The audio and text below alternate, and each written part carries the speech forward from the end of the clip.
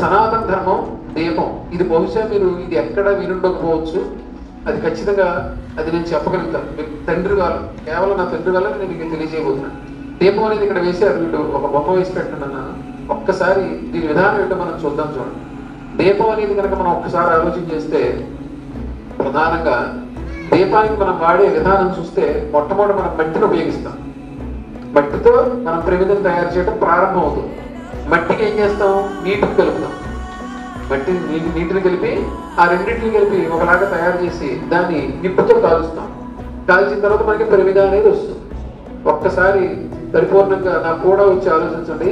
ఇందులో మట్టి మానవ నిర్మితం కాదు, జలం మానవ నిర్మితం కాదు, తర్వాత అగ్ని అది కూడా మానవ నిర్మితం కాదు. ఇక్కడ బాగా మీరు తెలుసుకోవాల్సింది, అగ్ని కనుగొనబడిన సమయాన్ని నేను చెప్పటంలా, అసలు అగ్ని ఎప్పుడు మొదలైందని చెబుతున్నాను. అగ్ని ఉందని కనుక్కోవడం కాదు, అగ్ని ఉపయోగం కనుక్కోవడం కాదు, బాగా అండర్లైన్ చేయండి. అగ్ని ఎప్పుడు మొదలైందో మనకి తెలియదు. ఈ మూడు మనకి తెలియదు. అందరూ అంగీకరిస్తారా? అందరూ అంగీకరిస్తారా? ఇందులో ఏం సంశయం లేదు కదా. అటువంటి ప్రవేదన తెలుసుకుని మనం అందులో ఒక నూనె, అంటే ఉదాహరణకు ఆవుదాన్ని తీసుకుంటాం. మనం ఆవుదాన్ని అందులో వేస్తాం. ఆవుదం అంటే కంటికి చాలా మంచిదని సైన్స్ కూడా చెప్పింది కనుక ఆ మాటనే వాడుతాం. ఆవుదం తీసుకుంటాం, అది కూడా ప్రకృతి సంబంధమైంది. అందులో మనం ఒక ఒత్తి, అంటే పత్తిని ఒత్తి కింద చేసి దాన్ని వేసి మనం వెలిగిస్తాం, అది కూడా ప్రకృతి సంబంధమైంది. చెట్టుని మనం తయారు చేయగలం. చెట్టు నుంచి వచ్చిన ఆవదాన్ని కానీ కొబ్బరి నూనె కానీ మనం తెచ్చినది కాదు, అది కూడా ప్రకృతి సంబంధమైనది. ఇప్పుడు ఇందులో ఉండే ప్రతి విషయం కూడా ప్రకృతి సంబంధమైందే.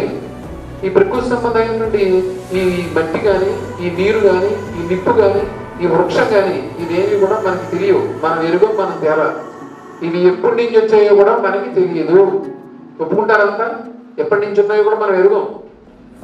అదే సనాతన ధర్మం ఉంది. ఎప్పటి నుంచి ఉందో, ఎక్కడి నుంచి వచ్చిందో ఎప్పటికీ తెలియదు. కానీ వచ్చింది, ఉంది, ఉంటుంది, ఉంటూనే ఉంటుంది. ప్రమిద ఉన్నంత కాలం అది ఉంటూనే ఉంటుంది. అందులో కించిత్ కూడా అనుమానం